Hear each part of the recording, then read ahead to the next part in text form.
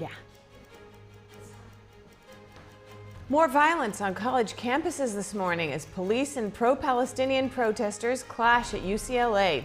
President Biden responds and urges the National Guard not to intervene. A Trump criminal trial is underway with day 10 of the proceedings. Our legal correspondent has the latest on testimony from an attorney who represented Stormy Daniels. Tragedy strikes again at troubled plane maker Boeing. A second company whistleblower dies from a fast-growing infection after exposing safety flaws in the 737 MAX production. Fining people hundreds of dollars for camping in parks. It's at the heart of a Supreme Court case focused on homelessness. We have insights.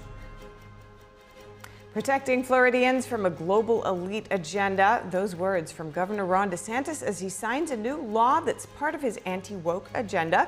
One of the elements of the law, a ban on the sale and production of lab-grown meat.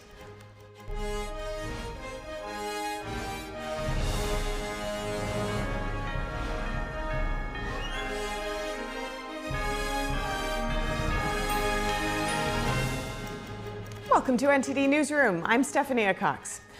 Another pro-Palestinian occupation cleared out by police today, this time at Portland State University in Oregon.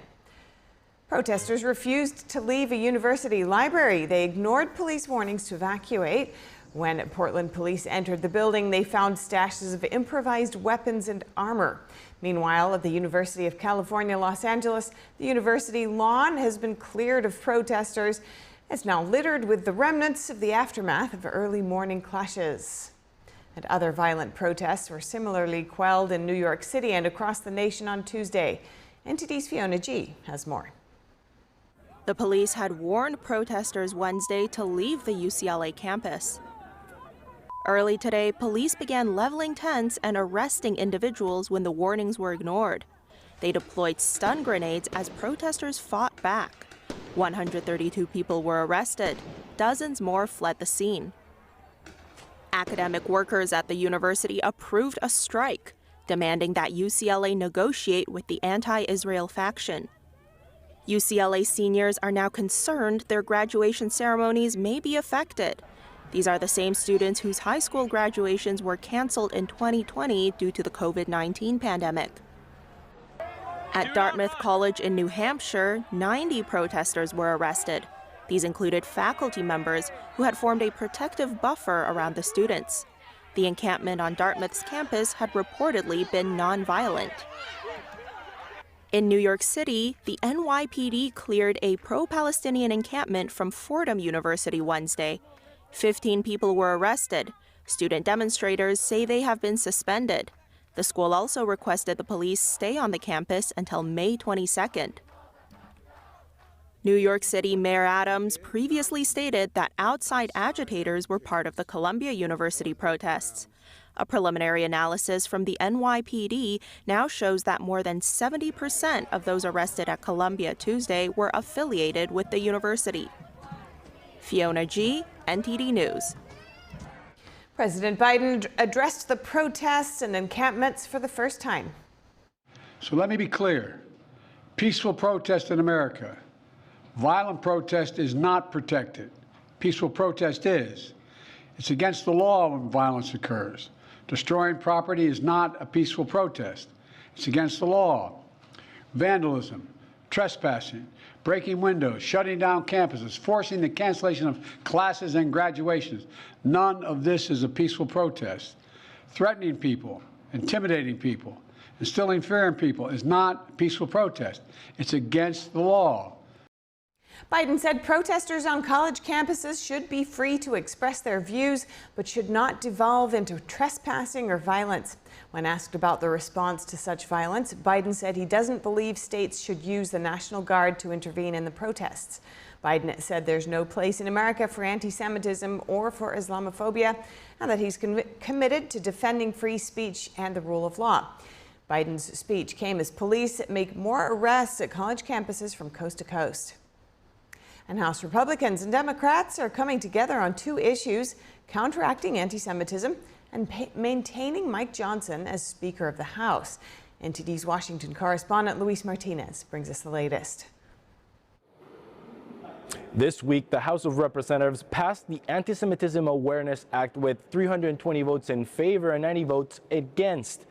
Unlike the Foreign Intelligence Surveillance Act and unlike foreign aid to Ukraine, and even unlike the passage of the fiscal year 2024 budget, it was House Democrats and not House Republicans who opposed this bill. We actually heard this week from House Minority Leader Hakeem Jeffries calling for bipartisan support to confront anti-Semitism. We should be doing everything possible in a serious and sensible way to combat anti-Semitism. Combating anti-Semitism is not a Democratic issue or a Republican issue. It should be an American issue. Earlier this week, House Minority Leader Hakeem Jeffries released a statement saying that House Democrats would support Speaker Mike Johnson in case Representative Marjorie Taylor Greene decided to activate her motion to oust Speaker Johnson. Let's listen to Congressman Eric Swalwell, the Democrat from California, explain the logic behind the move by House Democrats. Chaos agents like Marjorie Taylor Greene and others want to just send us and to send us back into chaos at the expense of getting things done. I do agree with our Democratic leadership that we should avoid that, whether we are in charge of the House or not. It is important to note that House Minority Leader Hakeem Jeffries made it clear that House Democrats would vote their conscience and that they would only support Speaker Mike Johnson in this specific procedural vote filed by Representative Marjorie Taylor Greene. Let's listen. We've made clear this is a vote of conscience, a procedural vote on a motion to table, but also a vote of conscience. Speaker of the House Mike Johnson decidedly rejected any notion that he had cut a deal with House Democrats in order to maintain his job. No. I was laser focused on getting the supplemental done. I've not requested assistance from anyone. I've not focused on that at all. I focused on getting the job done and getting the legislation passed, and that's what. No, there's no deals at all. No, not at all. So a rare sign of bipartisanship we've seen in Congress this week, with both Democrats and Republicans supporting the Anti-Semitism Awareness Act and also supporting Speaker Mike Johnson to retain his job. It remains to be seen if this bipartisanship will last throughout the summer. Reporting from Washington, D.C., Luis Eduardo Martinez, NTD News. The latest now on former President Trump's New York hush money trial. The judge is holding a hearing now on Trump's gag order. Trump commented on the trial as he entered the courtroom today. We're down at the trial now, getting ready to spend another day in the courthouse, which is bogus trial that every leading authority on law says should never have been brought, that Alvin Bragg didn't want to bring it until the election happened and that he brought it. You just do know that this case could have been brought 8 years ago. Could have been brought 8 years ago. Instead, they wait and wait and wait. They know it's not a good case, and now it's turned out to be they've lost they have no case. They have no case. For more on this, we now turn to our legal correspondent, Arlene Richards, who's at the courthouse. Arlene, what's the latest on the testimony of Stormy Daniels' attorney, Keith Davidson? Well, the trial has resumed after a lunch break, and Keith Davidson is back on the stand for cross-examination. He is the attorney that represented Karen McDougal and Stormy Daniels in their deals to stay quiet about affairs they say they had with Trump, which Trump denies. The prosecution used his testimony to lay out the details of the $130,000 payment made to Stormy Daniels by Michael Cohen, allegedly on behalf of Donald Trump. Now on cross-examination, he's going back and forth with Trump's attorney about the types of clients that he typically represents, with at one point Trump's attorney asking him whether or not he was in the business of extortion. Davidson denied that he was in that kind of business, but he did admit that there was one time when he was convicted of committing extortion in relation to a case involving Hulk Hogan. He had threatened Hulk Hogan that he would release photos and videos that were damaging if Hulk didn't pay him. He also was involved in cases with several other celebrities in which he made millions of dollars, including a case with Charlie Sheen and Lindsay Lohan.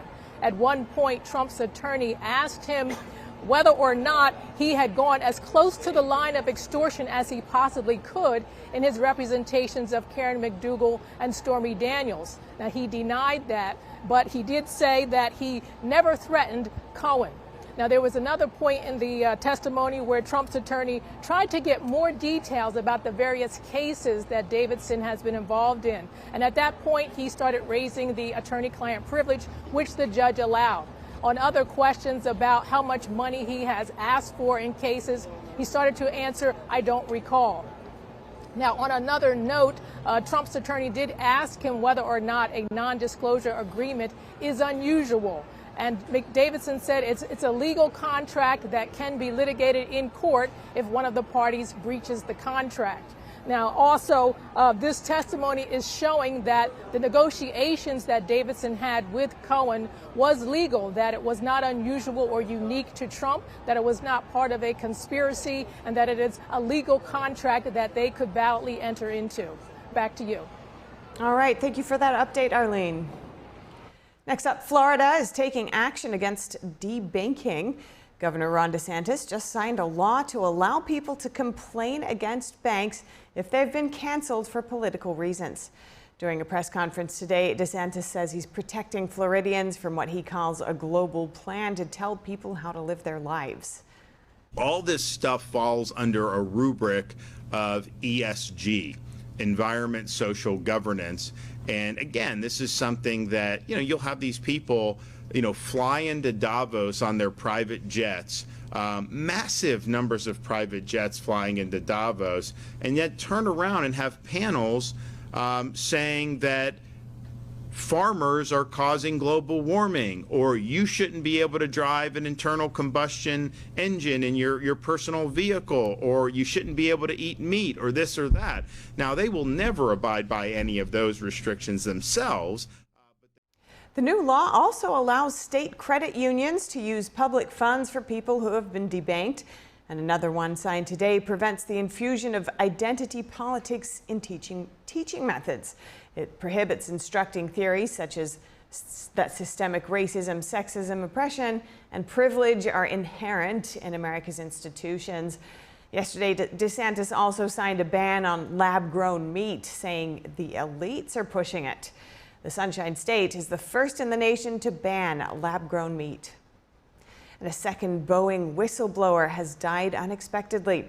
Josh Dean was one of the first whistleblowers to allege defects on the 737 MAX. He was in critical condition for 2 weeks with a fast-spreading bacterial infection. Dean is a former quality auditor at Boeing supplier Spirit AeroSystems between 2019 and 2023. He died Tuesday morning at the age of 45. Dean had filed a complaint with the FAA alleging, quote, serious and gross misconduct by senior quality management of the 737 production line. He said Spirit leadership ignored manufacturing flaws, such as improperly drilled holes when he raised them. Spirit fired Dean in April 2023. Dean said this was in retaliation for raising safety concerns.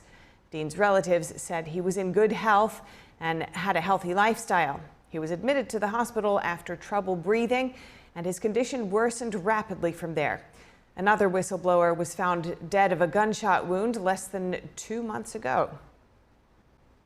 And the U.S. Supreme Court recently heard arguments about homelessness. It considered whether cities can punish people for sleeping outside when shelter space is lacking. NTD's Daniel Monahan speaks with a professor and an addiction specialist about the origins of homelessness and how to best combat it. The case the Supreme Court is hearing began in the rural Oregon town of Grants Pass. The town began fining people $295 for sleeping outside as tents sprung up in the city's public parks. Master Certified Addiction Professional John Pulse says around 2/3 of homeless people suffer from addiction or mental illness. Pulse says limiting where homeless people can gather is like putting a Band-Aid on a broken leg. Many cities have tried this. They put various measures to prevent people that are homeless from being seen out in public. And a better method is, of course, to put resources. So for example, there's an initiative called Housing First, which basically allows people to, often very small, studio apartments, but allow people to live with dignity. Pulse says under the program, people can also receive treatment for their possible addictions as well as mental health care. The addiction professional says it actually saves cities money because the people join the workforce, pay taxes, and there are less 911 calls and emergency care. Pulse says mandatory drug treatment is also something that can yield results. And I think people often fall under the false notion that in order to recover from an addiction, you have to just want to be able to do it. You have to want to do it for yourself, be totally internally motivated. Involuntary treatment is equally, if not more effective at times than voluntary treatment because you have that external motivator. You have the core systems that are kind of nudging you along, gently, sometimes forcefully. Florida State Professor Tomi Gamori says there have always been people who choose not to conform to society, called at different times hobos or travelers. The professor says it wasn't until the 1980s, when the federal government began to focus on it, that a whole new homeless social issue and industry was created. Without actual homeless people, you wouldn't have this industry. So that complicates things in terms of help, if you mean reducing the problem. Gamori says there are tens of thousands of workers employed in the field of homelessness. You have more and more agencies providing services currently, and we have more and more homelessness. Gamori scoffs at the idea of mandatory mental health treatment to combat homelessness. He says antipsychotic drugs are often the method of choice, which he says cause brain damage. There's apparently more mental illness than ever in America, although billions and billions of dollars are being spent in treatment. So that's an anomaly. The professor and co-author of the book Mad Science, Psychiatric Coercion, Diagnosis, and Drugs proposes a solution to homelessness he calls safe asylums. They would be simple shelters where people could stay if they want, with no treatment or employment requirements. The only rules would be following normal rules of civil society. They're not asking for luxury. They just want to be left alone to live their lives without being hassled, go get a job, provide a source of income. Those who want to do that, do it on their own. Gamori says you cannot teach adults those sorts of things if that's not what they want, but you can allow them to live in a humane way. Daniel Monahan, NTD News. On Capitol Hill, the Senate Armed Services Committee today examining worldwide threats against the U.S. Many of the senators focused on China and the danger the regime poses to countries around the globe. How big a risk do you think it is on ingredients in our drugs from China for our military? I don't know that I know enough about that topic to be able to speak on that. Does it surprise you guys that so many of the ingredients in our drugs are coming from China when they're at the same time trying to kill Americans through, fentanyl? And I don't believe that I'm surprised by how the market has developed over years and decades, and then where we find ourselves today. Senators focused on two other major issues regarding China: cyber warfare and weapons supplies to Russia. China has become Russia's #1 supplier of weapons, many of which might be used for the war in Ukraine. Witnesses also said China actively works to undermine the U.S. in cyberspace. The CCP could possibly attack critical infrastructure and other critical systems. We'll have more for you on today's coming up later. NTD's Evening News at 6 p.m. Eastern Time. When I started MyPillow, it was just a problem solution, one product company. Well, since then, with the help of my dedicated employees, we now have hundreds of products, some you might not even know about. To get the word out, we're having a $25 extravaganza. 2-pack multi-use MyPillows, $25. MyPillow sandals, $25. And for the first time ever, our 6-pack towel sets, you guessed it, just $25. Our brand new 4-pack dish towels, $25. And I've never done this before. Premium My Pillows with all new Giza fabric, any size, any loft level, even king size for only $25. And there's so much more. So go to mypillow.com or call the number on your screen. Use your promo code for our $25 extravaganza. Order $75 and over. Your entire order ships absolutely free. I didn't ask to lose my mother or to be abused at 5 years old. I didn't ask to be kicked out of my house with nowhere to go. I'm so sorry. I didn't ask for any of this. But I did ask for help, and Covenant House was there.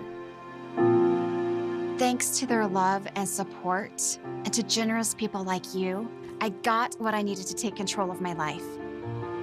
For the young people who didn't ask to be put in unthinkable situations, Covenant House is there providing safety, hope, and a brighter future. Call or go online now. For a gift of only $19 a month, just 63 cents a day, you can provide hot meals, safe shelter, medical care, and love to more than 2,000 young people who sleep at a Covenant House every night. 1 in 10 young adults will experience homelessness this year. Your gift can help reach them when they need it most. I didn't ask for my parents and my family to disown me. I didn't ask to end up in a homeless shelter. The beauty of it all is that I found Covenant House. The need is overwhelming, but your monthly support will make sure no young person is ever turned away. Call or go online right now to safeplacetosleep.org with your gift of just $19 a month.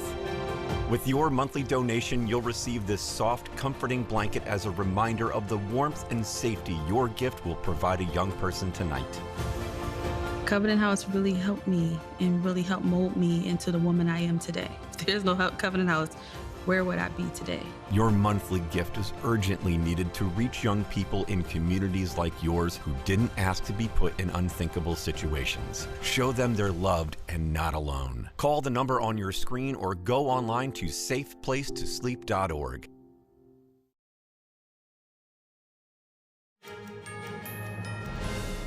Scammers are creating bottlenecks with class action lawsuits, and the CEO of fitness equipment maker Peloton is stepping down. Here's NTD's Don Ma with today's business brief. Okay, Steph, here's the thing. U.S. class action settlements are being flooded with fraudulent claims by scammers. In fact, fraudulent claims have exploded in the last year, and what this is doing is it is siphoning money out of settlements and threatening the class action system itself. And all this is according to lawyers and claim administrators. So more than 80 million claims submitted in 2023 apparently showed significant signs of fraud, up more than 19,000% since 2021. And this is a report expected to be released today by digital payment processor Digital Disbursements. So in settlements where a company agrees to pay a set amount, fraudulent claims can reduce the pool of money available for consumers actually entitled to a recovery. Some experts are saying this. So in cases where companies agree to pay each claimant individually, fraud can blow up the cost of settling. So here's a real-life example for you, Steph. About 80% of the 14 million claims were likely fraudulent in a $45 million settlement in a class action lawsuit accusing tobacco giant Altria with misleading consumers about the addictiveness of its Juul products. This is according to administrators from Epic Global to the California federal court. And Altria, by the way, settled without admitting liability. Meanwhile, Peloton CEO Barry McCarthy is stepping down. The company said today that it's announcing a 15% cut to its global workforce as well, due to a post-pandemic slump in demand for its connected fitness equipment.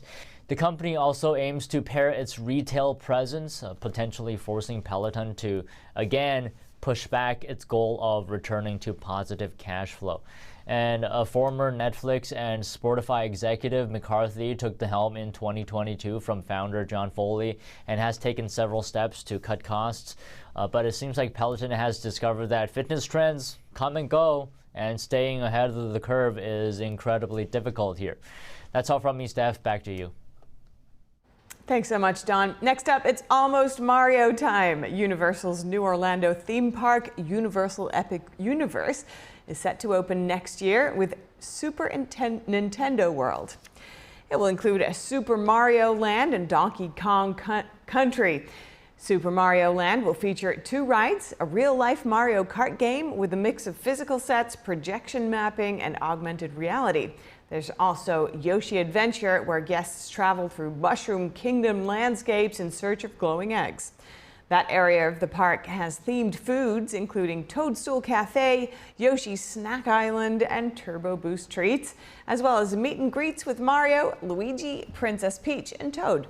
Meanwhile, Donkey Kong Country will feature a roller coaster called Minecart Madness. That looks fun too. Thank you so much for watching NTD Newsroom. I'm Stephanie Cox. We'll have more stories from the U.S. and around the world. Join Tiffany Meyer for the NTD Evening News at 6 p.m. Eastern, 3 Pacific.